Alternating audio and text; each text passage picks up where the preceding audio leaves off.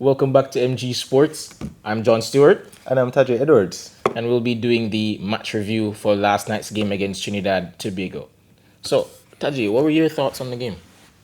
John, I was very optimistic about this fixture. Very, very optimistic. But that optimism gradually faded away as the first half progressed. Yes, we scored in the second half.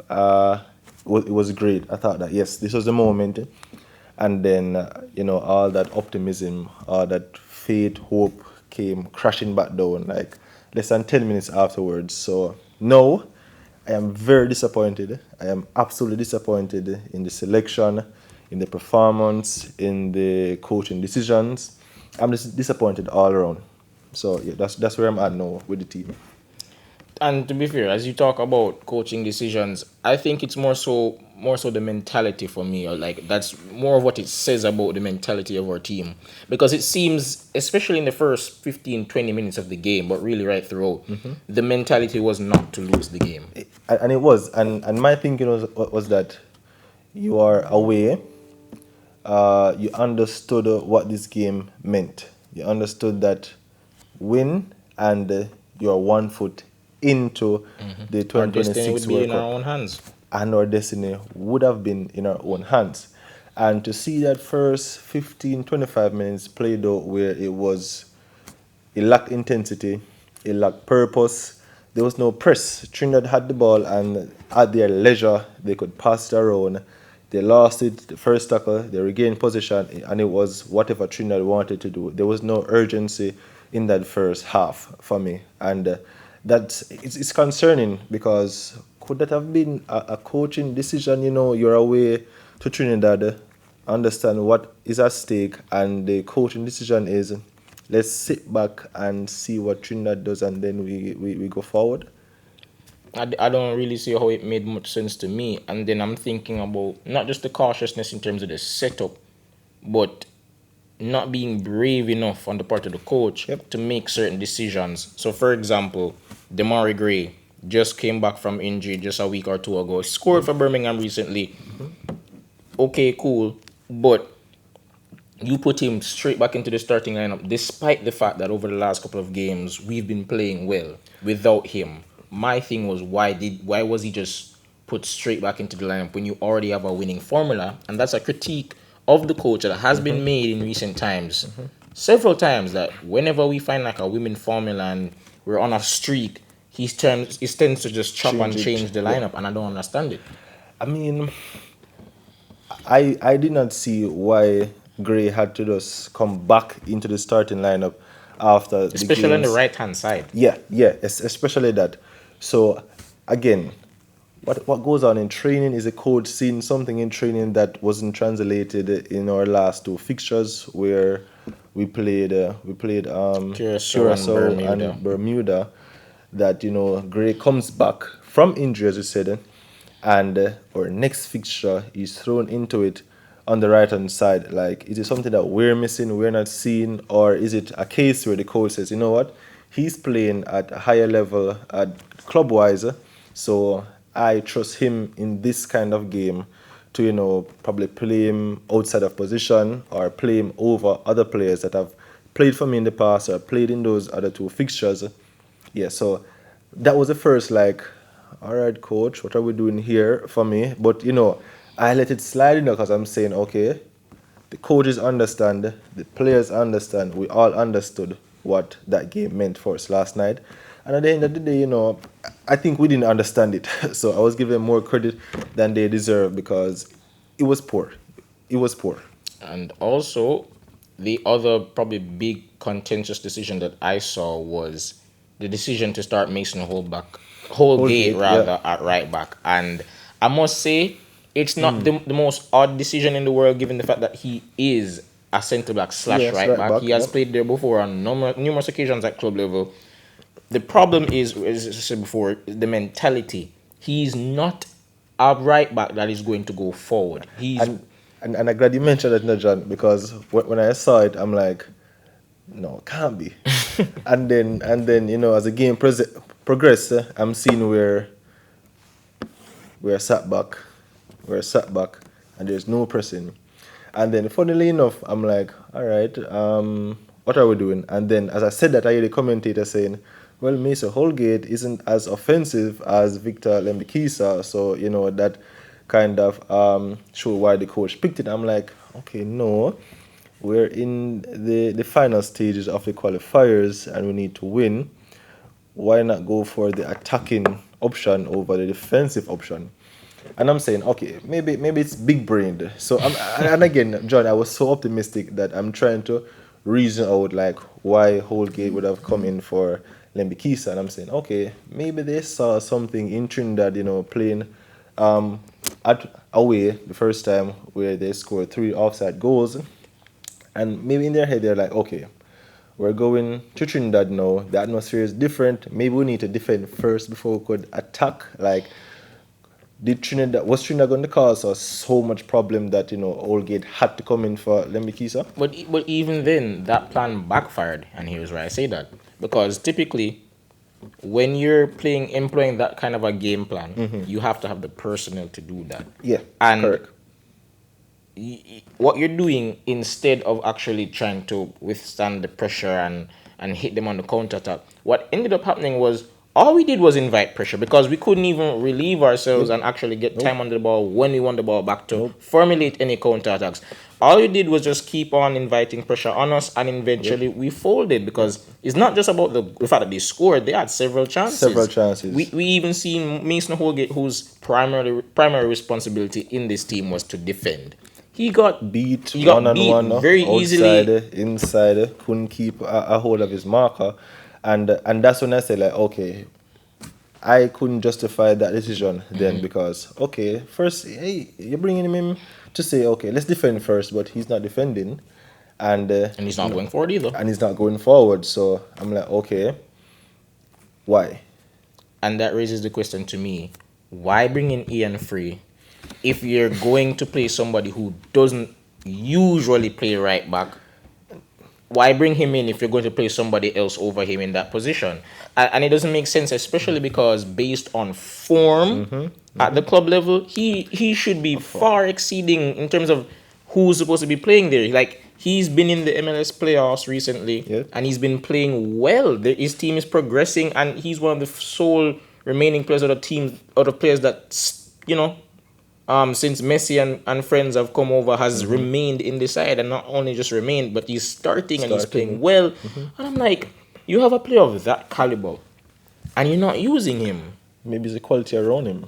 So maybe it's 40% Free, 60% everyone else around him. But at least try him. Since Frey yeah. has come into the side, he has not tried him at right back. He played him once against Curacao in the midfield. You left him out to dry there. And that's my thing. Okay, you have the player, the quality is there, undoubtedly the quality is there, and when you use him, you want to use him outside of his comfort zone. We saw him against Curacao, and as you said, absolutely left him out to dry in that midfield, and then after that we have this game, and it's the perfect opportunity. You saw how the first half went, the perfect opportunity to change things second half, and it just didn't manifest. So my question would have been to the coach, to the coaching staff, whoever makes this decision is, we have players that are naturally good in one specific position. Why not try them and let them fail in that position? Because as I said, we have seen Ian Frey play well in the MLS. Why not let him translate that to our team playing in his preferred position? It's just, as I said before, it goes to several things, and chief among them really is the mentality. I'm not saying the coach is afraid of Trinidad and Tobago, but I don't think he had the right mindset going into the game. No, if he it didn't. is that how they played, that's how he set them up to play. Or- I really don't think it was the best thing in terms of how they set them up. Or maybe he just gave him too much respect. Maybe he saw something in that win that we had over them that he said, we can't do this again and get away with it. Fair enough. And Levy Garcia, Kevin Molino, great players. Oh, yeah. Full respect for them. But overall, as a team, No, we are far better. more talented on paper, and we should be at the level now at this stage in the qualifiers after everything we've seen, after the players we've brought in, Yep. we should be at the level where we're not having to rely on gamesmanship and being afraid and trying to get a Individual point. brilliance. Yeah. Yeah, it was pretty much individual brilliance why we got that goal out of Cephas. So I It have to big was him up. it was either Cephas or nothing. It was Cephas or nothing. As much as people cuss him, like he was the difference maker I mean, in that game. and I guess again individually, when he had the ball, he was taking on his players. Whenever we had the ball in the second half outside of Cephas, we weren't sure what to do. It was between okay, I individually the players knew what they were or what they wanted to do, but it's like okay, I'm supposed to do this, but coaching instruction says I'm supposed to do this, and it's two minds. So the first half, you see, we win back the ball, no idea what to do with it, we lose the ball, Trinidad ball, and we step back again. We win the ball, no idea what to do with it. Trinidad win the ball, we step back. And that continued for the first half. Whenever Cephas had the ball, he knew exactly what he wanted to do. For the entirety of the first half, the second half, he knew exactly what he wanted to do. And that is a disconnect that I find where you have players like Cephas that will be direct. That is him. Coaching or not coaching, he's a very direct player. And you see, with the overrunning of the team, you see players that you expect to take that ball up, to drive, to be the difference Even maker. Whisper look Yeah, like didn't look afraid. direct when he came on. Everyone was passing look afraid. It was sideways, it was backwards. It was I'm not sure. Let me just relieve this back to my right back, my centre back. Not me. I don't want to do it, and that is not what we expect from our boys. We again understanding the importance of this game, the talk around it for weeks now. I expected better. And there's not really much else to say tactically. Because the only point we have probably haven't covered is probably the midfield and the striker situation. Roman Burrell, I understand the thinking. He's probably our most informed player right now at the club level. So I understood, even though if you look at how the game is set up, Yeah, probably could have gone with not Shamar Nicholson, but yeah. that's neither here nor there. It wasn't his game. Nah, No, but it wasn't his game. the midfield, I guess, presents a bit of an issue where I can't even blame the coach because Casey Palmer, that midfield of Yeah. Russell, Palmer, and Hayden was probably our best, most balanced midfield, and Palmer's obviously To out lose for the Palmer, foreseeable yep. future. So, understandable, but moving away from the tactical side, what does this mean now for this final game at home against Curacao? Well, it's a lot of unwanted pressure, and we invited that on ourselves from even the first Curacao game, losing that game, and now this disappointing loss. And to rub salt in the wound, Curacao is coming off a massive win. So they're high on confidence. As it stands right now, they're going to the World Cup, and we'll have to find another path. So for us, we're going to face a Curacao team that has beaten us already. We're now going to face a Curacao team high on confidence, and we're going to face a Curacao team that They can afford to draw. they can afford to. They can just come to National Stadium next week, sit back for 90 minutes, and hit us on the counter for 90 minutes. And I think that, if I think we were scared of Trinidad doing that to us yesterday, it's going to be 10 times worse against Curacao. Because Curacao are infinitely better on the They ball. have a lot of quality. And if I think Trinidad would have given us a scare tactically from the coaching perspective, then oh my God, Curacao, what they can do on the counter to us, or even if they come out and say, okay, we won't sit on the counter, we want the ball, you can get the ball from us, then what are we gonna do? Press for 90 minutes at the national stadium with no end product, or the coach is gonna say, okay, let's go attacking, and then Curacao pick us apart. So some say we have really dropped the ball twice in these qualifiers, and it's all in Curaçao's hand now. The only thing I think the coach can do now, and again, it's risky business. It's really risky business. Is that go attack Curaçao for 90 minutes, see how that goes. And you don't want to really risk that because, as we know, we're not the most clinical team in the world. So let's say you press out your heart for about 85 minutes, Yep. and it's still 0-0. You risk losing 1-0 at the end of the game. I get it. And again, you're at home. These fans, they will become impatient. So again, If you come out and you say, okay, we're going to let Curacao have the ball, we're going to counter attack them, the fans don't want to see that. No. The fans do not want to see It's the that. last game of qualifying. A lot of It's fans. do or die. And Why? even to make matters worse, I'm not sure about the injury update on the Richard King, but he left the Yeah, game in the first half. that was very troubling. And don't get me wrong, it wasn't that big of a concern in the sense that in the context of the game. Yeah. Reason why I said that is because even before the game we were talking, and saying it's a bit of an odd lineup to have both King and Pinnock playing Play together because together. they're pretty similar in terms of how they play the role. It would have probably been better to have King and Lowe.